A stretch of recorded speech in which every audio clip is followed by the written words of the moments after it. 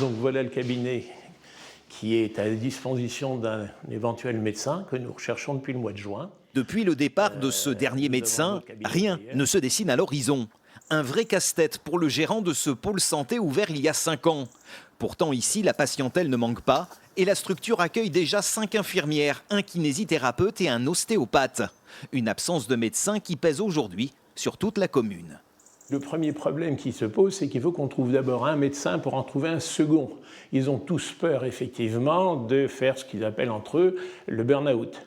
La deuxième difficulté, c'est que maintenant, les jeunes médecins préfèrent maintenant faire plus des remplacements que de s'installer. Même les multiples annonces déposées sur un site payant spécialisé et la baisse du loyer déjà raisonnable n'ont toujours rien donné. Résultat, pour les patients, la situation vire au parcours du combattant. Moi, j'ai été obligé d'appeler une dizaine de médecins qui m'ont tous répondu la même chose, à savoir on ne prend plus personne ou alors on prend que des gens de la commune. Moi, je suis de Breuillet et j'ai trouvé un médecin à Royan. Difficile pour les patients, difficile aussi pour les professionnels de santé du secteur. Jacob, le kiné de la structure, a besoin par exemple de prescriptions médicales pour pouvoir travailler.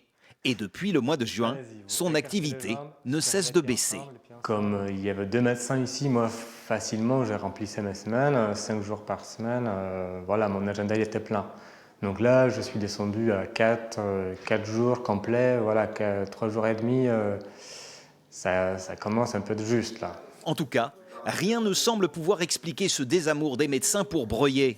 Quant aux rumeurs de mésentente entre les professionnels du pôle santé, elles sont tout simplement démenties par les intéressés eux-mêmes. Il y a une bonne ambiance au contraire ici. Moi ça fait 4 ans, voilà, 4-5 ans que je suis ici, tout se passe bien. Depuis le début avec tous les confrères que j'ai eus. À bon entendeur, Breuillet et son pôle santé sont donc plus près que jamais à accueillir leurs nouveaux médecins.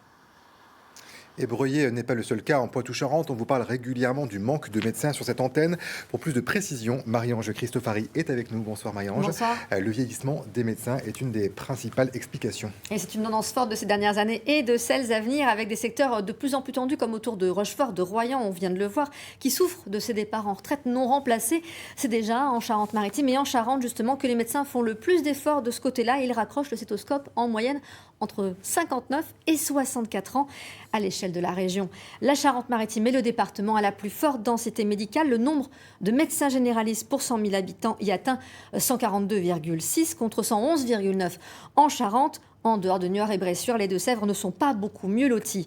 Globalement, la Charente-Maritime est aussi le seul département de notre région qui voit son nombre de médecins augmenter. Là que les médecins sont les plus jeunes aussi, 50 ans en moyenne contre 52,5 en Charente. À noter la jeunesse des troupes dans la Vienne. Sur ce point, l'attractivité du CHU joue un rôle important. Alors ça, c'est pour les médecins des villes. Que préconise le gouvernement pour envoyer plus de médecins en zone rurale? Et parmi les principales mesures, il y a la suppression du numerus clausus et la limitation du nombre d'étudiants en médecine. Mais les effets ne seront sentir que d'ici une bonne douzaine d'années, le temps des études. Forcément, il y a le doublement du nombre de maisons de santé, le recrutement de 600 médecins salariés par l'hôpital et envoyés dans des secteurs en mal de praticiens. Ce dispositif est testé en Saône-et-Loire depuis un peu plus d'1 an.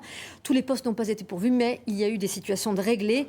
Enfin, au cours de la dernière année d'internat, les étudiants auraient 6 mois à effectuer dans des déserts médicaux. C'est sans doute le volet le plus délicat tant les médecins sont chatouilleux sur leur liberté d'exercer.